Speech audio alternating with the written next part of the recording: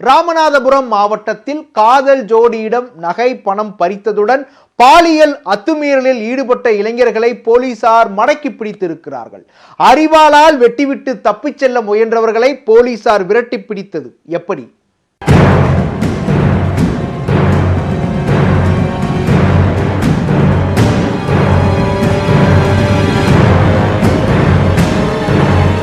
காதல் ஜோடியிடம் அத்துமீறியதுடன் பிடிக்கச் சென்ற போலீசாரை வெட்டிவிட்டு தப்பிச் செல்ல முயன்ற குற்றவாளிகள் இவர்கள்தான்.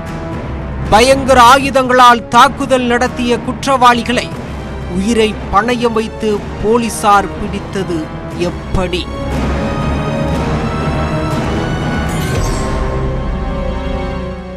ராமநாதபுரம் மாவட்டம் சாயல்குடி அருகே மூக்கையூர் துறைமுக கடற்கரை பகுதிக்கு சுற்றுலா பயணிகள் வருவது வழக்கம்.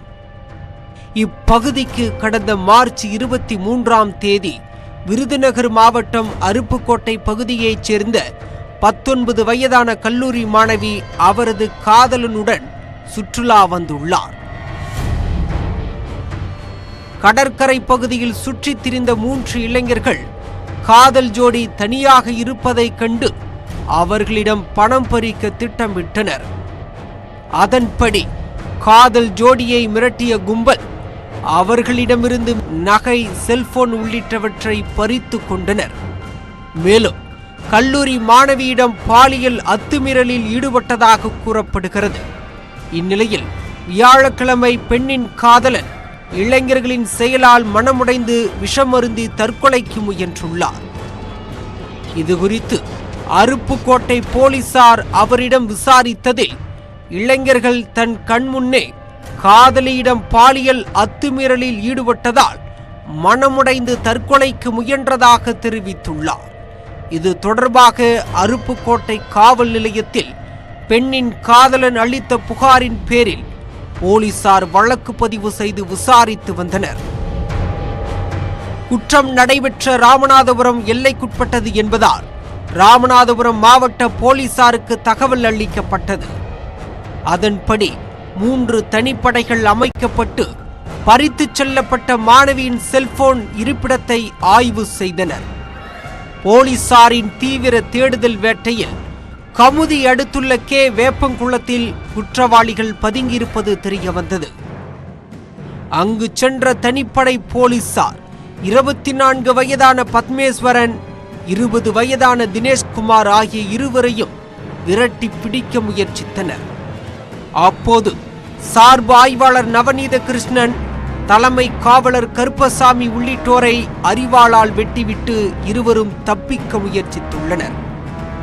போலீசார் காயமடைந்த நிலையிலும் குற்றவாளிகளை விடாமல் துரத்தி சென்று தாக்குதல் நடத்தினர். இதில் குற்றவாளிகளும் காயமடைந்தனர். ஒரு கட்டத்தில் தப்பிச் செல்ல முயற்சித்த இருவரையும் போலீசார் சுற்றி வளைத்து பிடித்தனர். காயமடைந்த சார்பு ஆய்வாளர், தலைமை காவலர் ஆகிய இருவரும் ராமநாதபுரம் அரசு மருத்துவமனைக்கு அனுப்பி வைக்கப்பட்டனர். பிடிபட்ட குற்றவாளிகள் மீது போலீசாரை வெட்டிய வழக்கும் பதிவு செய்து விசாரித்து வருகின்றனர். இதனிடையே இவ்வழக்கில் தொடர்புடைய அஜித் குமார் என்ற மற்றொரு குற்றவாளியை திருப்பூர் போலீசார் வெள்ளிக்கிழமை கைது செய்தனர். சிகிச்சை பெற்று வந்த போலீசாருக்கு ஆறுதல் கூறிய மாவட்ட காவல் கண்காணிப்பாளர் கார்த்திக், குற்றவாளிகளை பிடிக்கச் செல்லும் போது கண்டிப்பாக துப்பாக்கி கொண்டு செல்ல வேண்டும் என அறிவுறுத்தினார். மூக்கையூர் துறைமுகம் பகுதியில் கண்காணிப்பு கேமராக்கள் அமைத்தும் கூடுதல் காவலர்களை நியமித்து பாதுகாப்பை பலப்படுத்த வேண்டும் என்றும் பொதுமக்கள் கோரிக்கை விடுத்துள்ளனர்.